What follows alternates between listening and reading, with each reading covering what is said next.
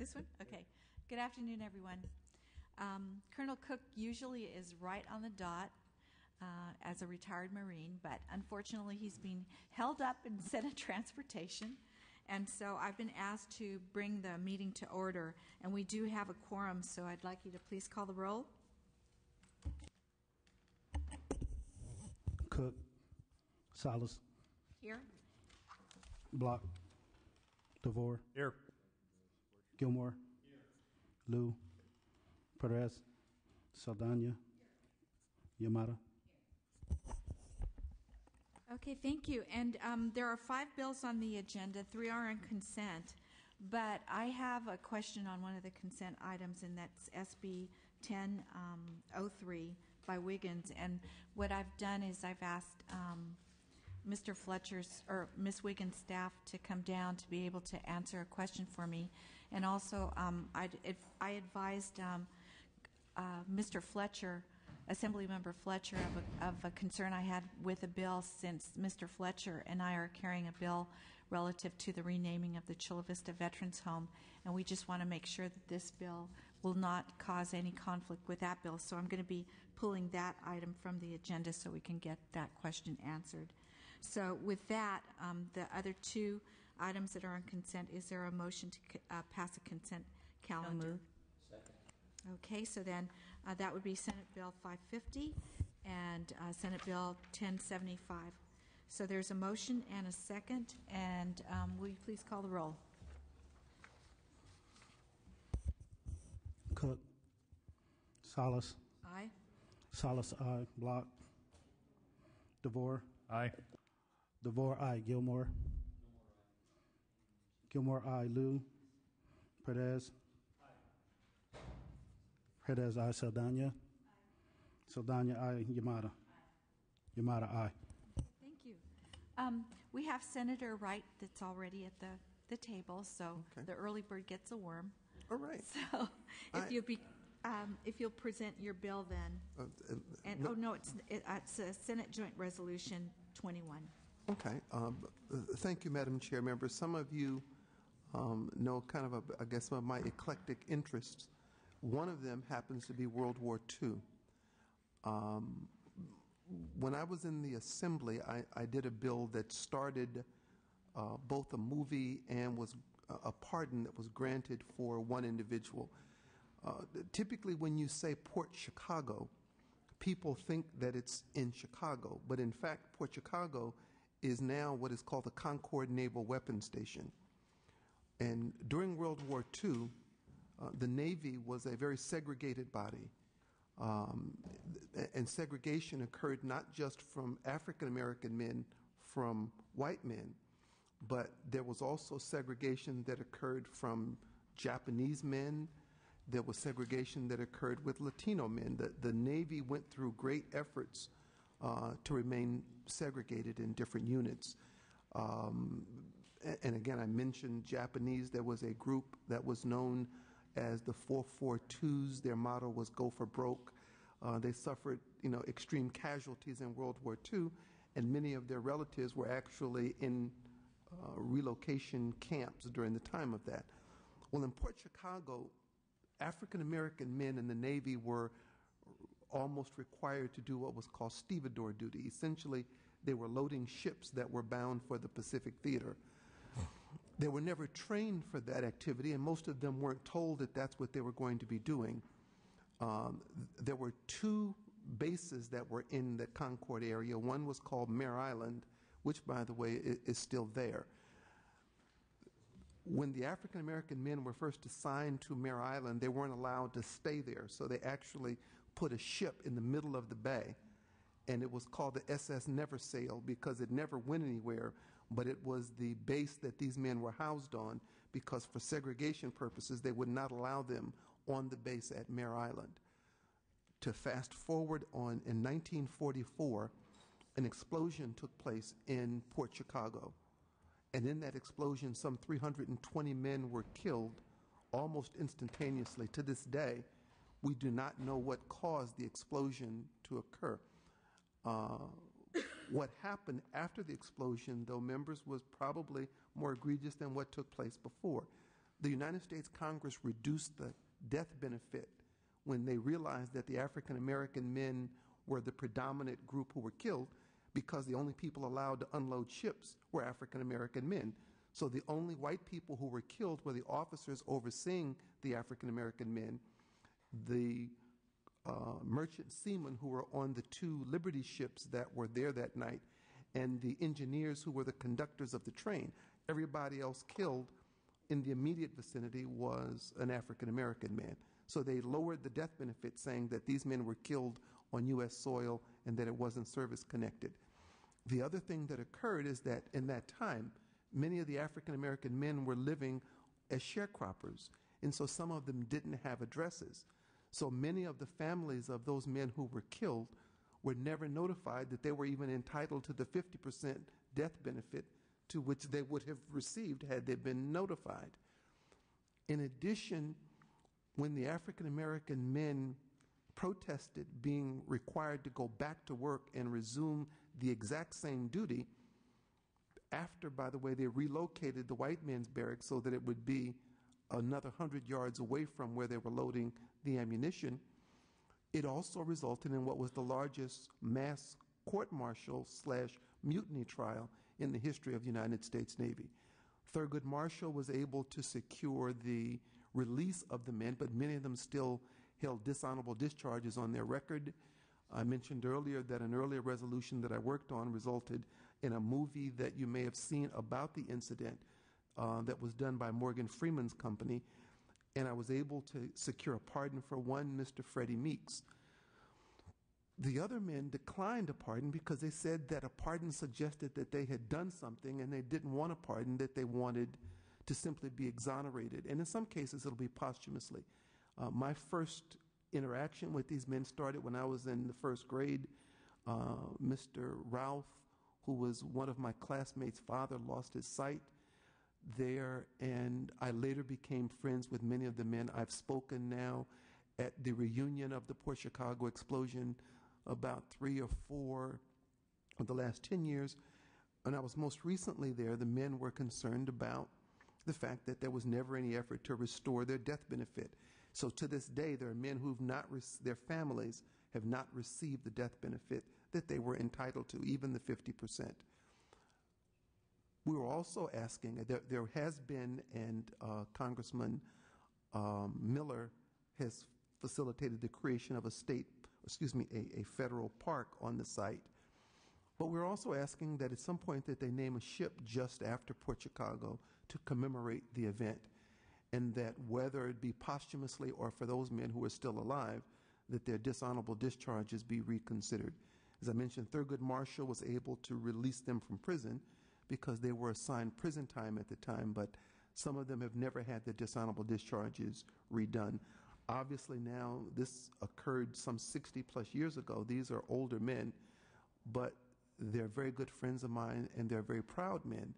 And as I go in and see them, and I won't bore you with all the details, but periodically, men who are in their 80s and 90s, I've gone to their services, and they'll still ask me, how are we coming with our piece of legislation? Obviously, we can't command the federal government to do anything, but we can certainly say that because this occurred in California, and because many of these men still live in California, that the Navy do right by those men who were killed as brave United States officers in World War II. Are you done with your statement? Yes, ma'am. I'm sorry. Okay, and I see that Mr. Bettis has a question or a comment. I just appreciate the history behind that, and appreciate you bringing this resolution forward. And if there's anything I can do to support in the near future, let me know. Well, obviously, we have quite a bit of veterans in Imperial County, Riverside County as well. And quite frankly, whether African American or Anglo or Latino, anybody who fights for our country, and especially when they're at war and then coming back, nowadays we need to respect them, and those folks should be respected for what they did for our country as well. So thank you for the history. I really appreciate that, and I'd like to move the bill. Thank you. Does any other member have a comment? Ms. Yamada? Thank you, Madam Chair and Senator Wright. I too wish to thank you very much for bringing this forward. I am familiar with this very sad chapter in our U.S. and military history, and in fact have at least one member, a surviving member of the disaster or the explosion that lives in my district in Fairfield, who actually came to visit our office on a completely different matter, constituent matter, and we began talking, and it turns out that he is one of the few survivors. I'm trying to recall his name now, but it escapes me right at the moment. But he came to us, as I say, on another constituent matter, and he then went back out to his car. I think he's in close to 90s, and had a newspaper article written about him that appeared, I think, in the Benicia Herald. So maybe sometime we can sidebar and connect on that. If I can find him, Assemblywoman, because again, I've tried in 1998. We took about 20 survivors. We had a ceremony in the Assembly chamber and took them on a bus back to Port Chicago. Many of them had never been back since they left. And there were a number of men who'd never told their children about what happened to them. So it was a kind of reunion of sort for both the men who had not seen each other, as well as their families who didn't know that this had happened, because many of them were ashamed to say that they were either dishonorably discharged or that they were accused of being cowards in the Navy. So we begun that process of healing, and so if you find his name, I'd love to reacquaint him with the guys in their group. I mean, some of them now live in Ohio. I mean, they live all over, but again, most of them at the time had come from the South, and the segregated Navy trained all of the African American sailors in what was called Great Lakes Naval Station in Illinois. But the World War II history from an ethnic standpoint, I mentioned the 442s and Senator Inoue, who was in that group.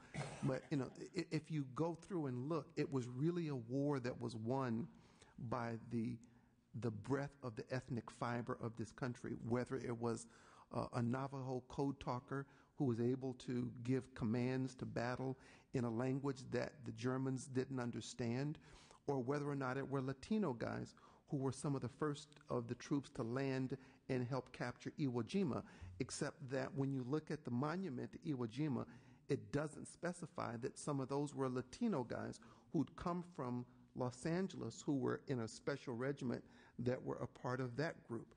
There were Italian guys who were segregated because there was a concern that some Italian and German soldiers might have had concern because we were in wars with those people. So it was a different time. We no longer do that in our military, but you want to try to not forget it. And in this case, it's just to try to bring some resolution and closure to those men who suffered needlessly in this case because they were doing what they were told. And, I think that the Navy owes them just what they're due, nothing more, but the Navy owes them what they're due. Well, if I just can close, I just wanted to say in much the same way that the Supreme Court ruling in the internment camp issue Yes. Took over 60 years to vacate, and the same the Filipino veterans who have just very recently, I think in the last year, as part of the stimulus package, finally were granted Right. some limited relief, $15,000 and $9,000 for different categories. I think this is the same quest for correcting injustice, no matter how long ago it was, In fact, for the good of all of us. You'll have another resolution joint with myself and Assemblyman Furutani, where we're dedicating a segment of the 91 freeway to a recently awarded posthumous Medal of Honor to a Filipino veteran who was able to save hundreds of lives in one of the battles in Manila just before General MacArthur came back there was a Filipino troop that actually took heavy casualties and protected many American lives. He was awarded the Medal of Honor about 2 or 3 years ago, and we're going to dedicate a piece of highway to that Filipino American who was actually from Texas, but he grew up in Watts. And when he passed away, he was living in Carson. And so we're going to take a piece of that freeway and rededicate it to him. But World War II is just something that I've studied for a long time. And you try to make amends where you can, particularly if the people at the time were doing the best that they could. Thank you very much, Ms. Yamada. And I wanted to acknowledge also the presence, since we took roll, of Assembly Members V. Manuel Perez, Ms. Saldana, Mr. Block, and Mr. Liu, and Mr. DeVore. You were here, who have joined us. And Mr. Gilmore, Assemblymember Gilmore, you had a comment as well. Thank you, Madam Chair. I, too, want to commend you for carrying the SJR 21. A native Texan and worked Watts on the Highway Patrol. But just to go on to record and to say that I commend you for addressing a grave injustice to veterans of this great country, and I appreciate the effort that you've brought this forward. It's an honor to support it. No, thank you. Thank you very much. And before we had a motion and a second, and before I call for the roll, I also wanted to say that this was, when I was reading the analysis and the bill, just learning a little part of this history made me really want to delve into the whole story. And it's, unfortunately, things like this happened in the past in the United States, and it's so wonderful that our country is continually progressing into a society that will eventually one day honor all people for their differences, and that people will not suffer the discrimination and the injustices. And just as it was with the Rescissionary Act that actually pulled away benefits from the Filipino soldiers that were fighting for us, this is very similar to that situation. And I know that my own Congressman Bob Filner, who is the chair of the Veterans Affairs Committee on the federal side, was one of those people that fought tirelessly for years to make sure that there was some type of reparation made to that community through the stimulus funds, but it didn't wholly atone for all that they had lost. So this is terrific. Another thing I like about your bill is the fact that you want to encourage Congress to have a ship named for Port Chicago. And in my district, I happen to have the only remaining shipyard that's building military naval ships in NASCO. So I want to see a day when a ship is launched from NASCO that's named the Port Chicago. So with that, I will ask for the roll call. Oh, do you have any closing comments? No, I appreciate the discussion. I mean, again, World War II is oh, I'm sorry. Oh, witnesses in support. Thank you, Madam Chairman. Pete Conity, Vietnam Veterans of America, the American Legion, and the AMVETS are, I don't have a formal LN, but they're all in support of this resolution. Okay, thank you. Please call the roll. Any opposition? I lost my edge as chair, you know. I lost my groove. Cook. Salas. Aye. Salas, aye. Block. Aye. Block, aye. DeVore. Aye. DeVore, aye. Gilmore. Aye. Gilmore, aye. Liu. Aye. Liu, aye. Perez. Aye. Perez, aye. Saldana. Aye. Saldana, aye. Yamada. Aye. Yamada, aye. Okay, and with the indulgence of the committee, before I go to Senator Denham to hear Senate Bill 1387, I did pull Wiggins Senate Bill 1003 because I had a concern how it would affect a bill that Assemblymember Fletcher is carrying, and I was assured by both the staffs of Senator Wiggins and Assemblymember Fletcher that they would make sure that they work together so that there's no effect on the bill that's coming forward by Assemblymember Fletcher. So with that, welcome. Thank you, Madam Chair. This is a very non-controversial bill that's been on consent in the Senate and received no votes. In light of the fact that CDVA will soon be running 8 homes, it makes sense to have an expertise in administering health care on the Veterans Board. I would ask for an aye vote. It's been moved and second. Anyone here in support of the bill? Anyone in opposition? Okay, any comments from the members?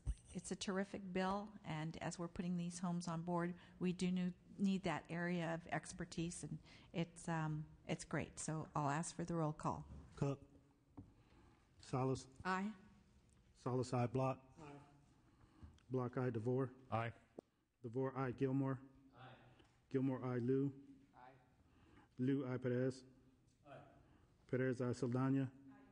Saldana, aye. Yamada. Yamada, aye. Thank you.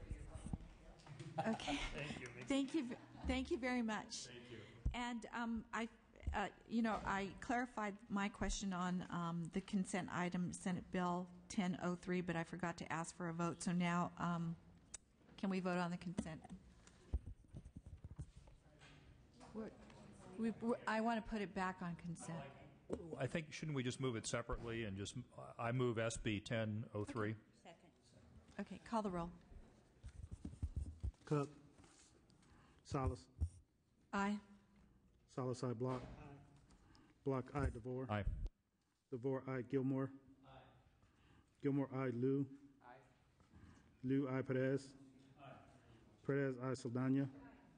Saldana, aye. Yamada. Yamada, aye.